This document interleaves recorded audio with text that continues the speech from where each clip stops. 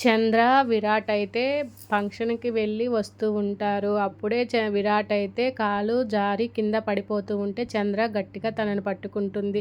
హాల్‌లో అయితే అందరూ కూర్చొని ఉంటారు. శ్యామల అయితే అబ్బబ్బా! ఎంత ముచ్చటగా ఉన్నారు, ముచ్చటగా ఉన్నారు. భర్త అంటే ఎంత ప్రేమ, ఎంత గట్టిగా పట్టుకుంది పడిపోతుంటే అని చెప్పనైతే శ్యామల అంటూ ఉంటుంది. మా ఆయన బంగారం అని చెప్పని చంద్ర అయితే తన మెడలో ఉన్న తాళిబొట్టు తీసుకొని కళ్ళకి అద్దుకుంటుంది. అప్పుడే శ్యామలాదేవి, ఏంటమ్మా ఇంకా పసుపు తాడే వేసుకొనున్నావు, పెళ్లి జరిగి ఎన్ని రోజులు అవుతుందమ్మా అని చెప్పనైతే చంద్రాన్ని అడుగుతుంది.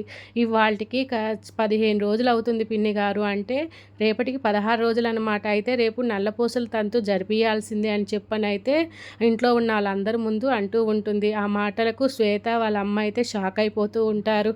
ఏంటి మేము ఎప్పుడెప్పుడు వీళ్ళని విడదీయాలనుకుంటే ఈవిడేంది వాళ్ళని కలపాలని చూస్తూ ఉంది అని చెప్పనైతే అంటూ ఉంటుంది.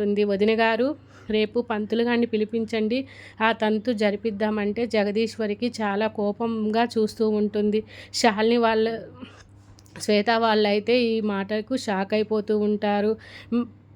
అక్కడే ఉన్న విరాట్ కూడా, ఏంటి నేనేదో ఆవేశంలో చంద్రాని పెళ్లి చేసుకుంటే ఈమెంటి మా ఇద్దరికి మొత్తం కార్యక్రమాలన్నీ జరిపించాలని చూస్తూ ఉంది, ఈమె ఎందుకు వచ్చిందో ఏమో అర్థం కావట్లేదు అని చెప్పనైతే విరాట్ అనుకుంటూ ఉంటాడు. కానీ చంద్ర మాత్రం చాలా సంతోషపడుతూ ఉంటుంది.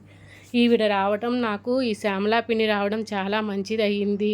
నాకు ఈ ఇంట్లో నా మంచి కోరే మనిషి ఒకరు ఉన్నారని నాకు తెలుస్తుంది. ఈ కార్యక్రమం జరిగితే నేను పూర్తిగా ఈ ఇంటి కోడల్ని అయిపోతాను. వీళ్ళందరి మనసులోకి రావడానికి ప్రయత్నిస్తానని చెప్పనైతే చంద్ర అనుకుంటూ ఉంటుంది.